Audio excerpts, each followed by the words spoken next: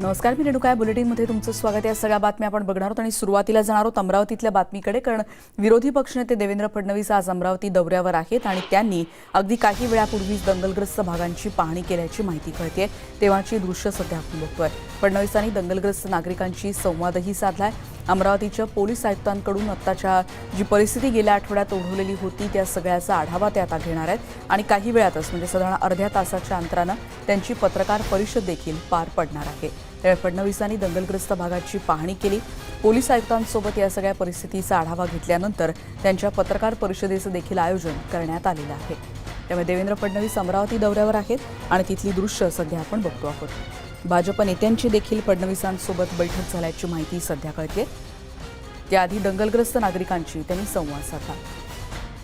अधिक माहिती घेणार संजय शेंडे आमचे प्रतिनिधी आता आपल्या सोबत आहेत। संजय, आत्ताचे काय अपडेट्स मिळत आहेत आणि साधारण कुठकुठल्या भागामध्ये आता देवेंद्र फडणवीस इथे जाऊन आलेत आणि आणखीन आत्ताचा काय तपशील त्यांच्या दौऱ्याविषयी?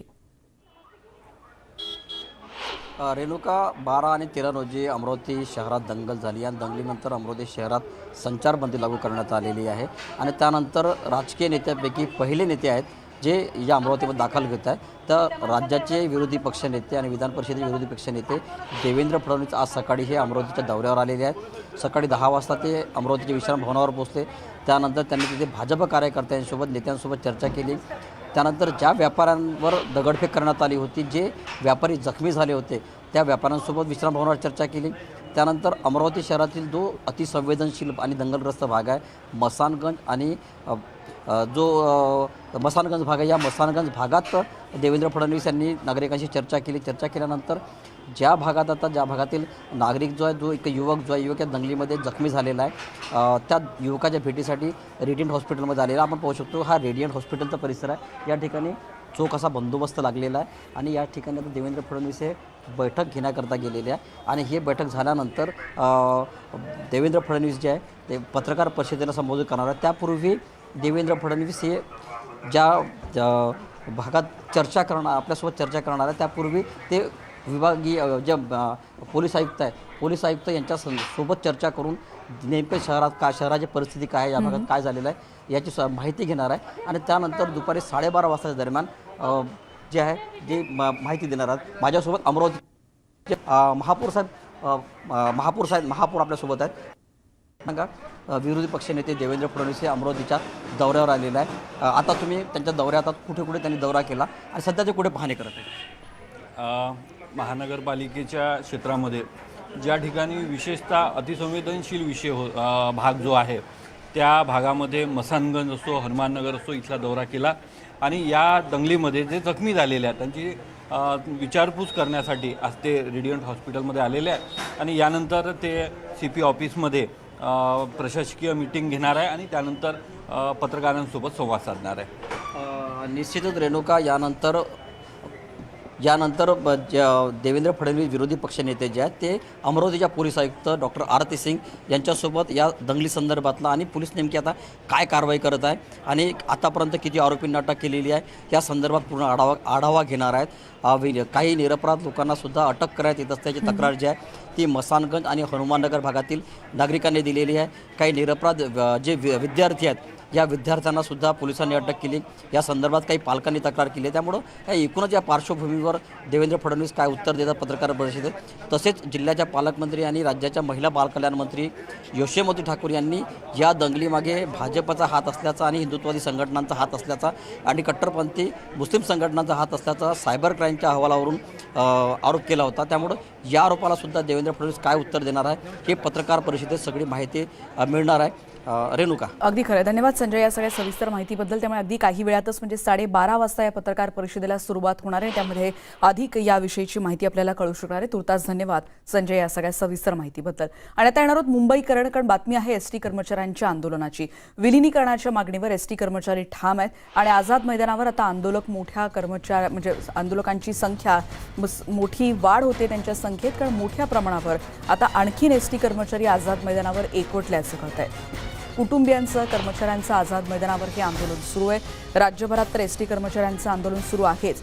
दरम्यान राज्य सरकारनं विलिनीकरणाची मागणी वगळता एसटी कर्मचाऱ्यांच्या इतर सर्व मागण्या मान्य केल्यात, पण विलिनीकरणाच्या मागणीबद्दल परिवहन मंत्री अनिल परब यांनी समितीकडे बोट दाखवलं। त्यामुळे एकीकडे आपण बघतोय आझाद मैदानात एसटी कर्मचाऱ्यांचं आंदोलन सुरूच आहे.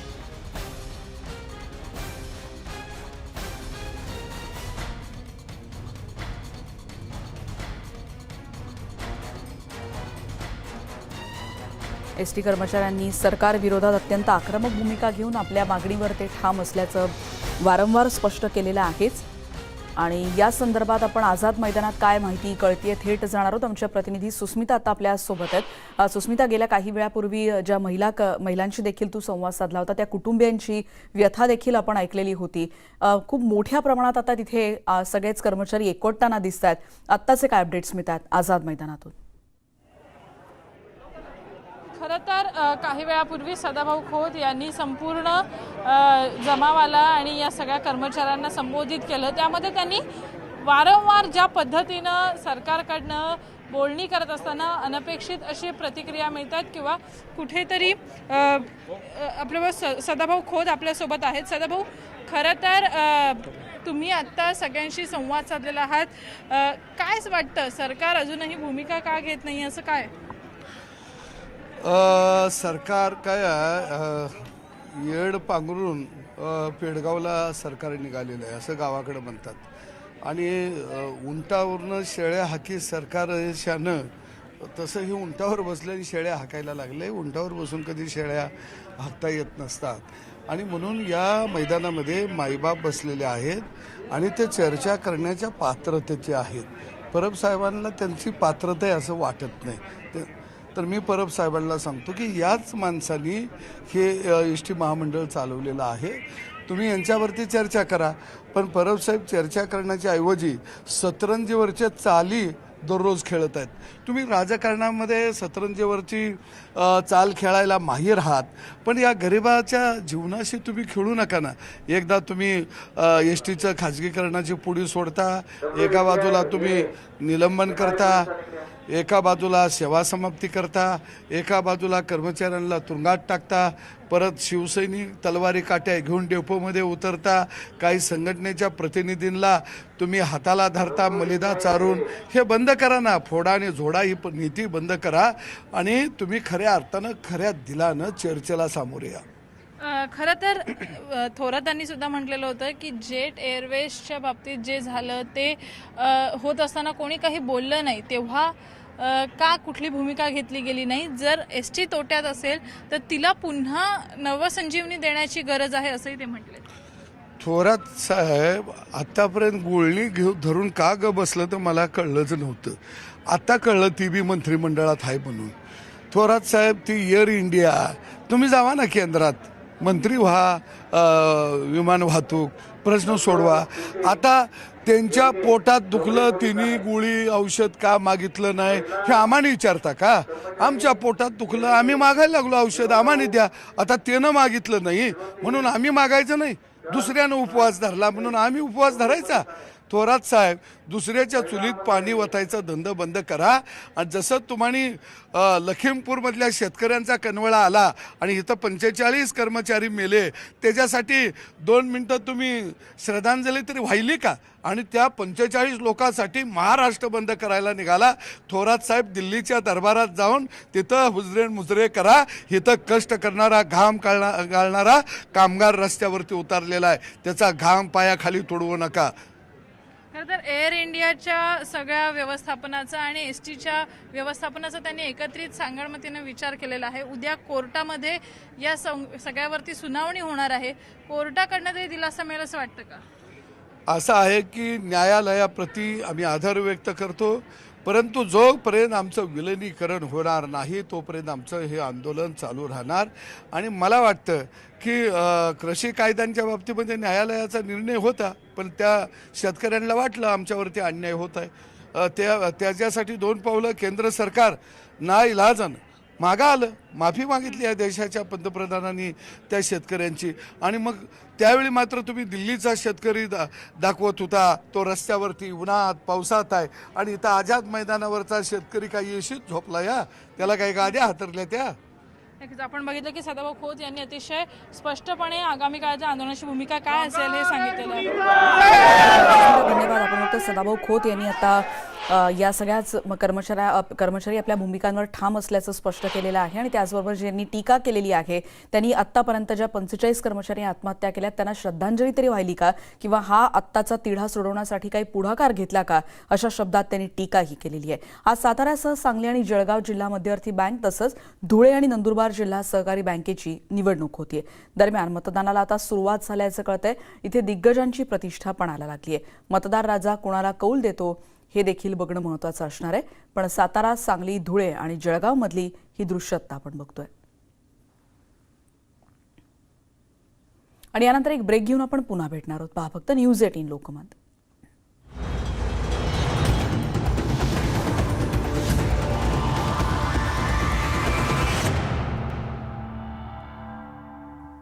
आणि ब्रेकनंतर तुमचं पुन्हा एकदा स्वागत. 100% लोकसंख्येचं लसीकरण केलेलं हिमाचल प्रदेश हे देशातलं पहिलं राज्य ठरलंय.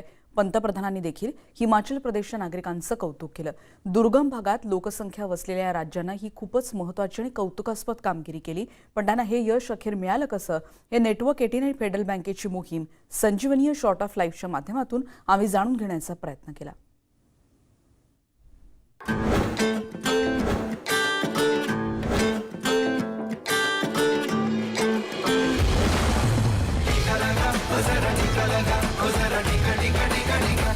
सौ वर्ष की सबसे बड़ी महामारी के विरुद्ध लड़ाई में हिमाचल प्रदेश चैंपियन बनकर के सामने आया है.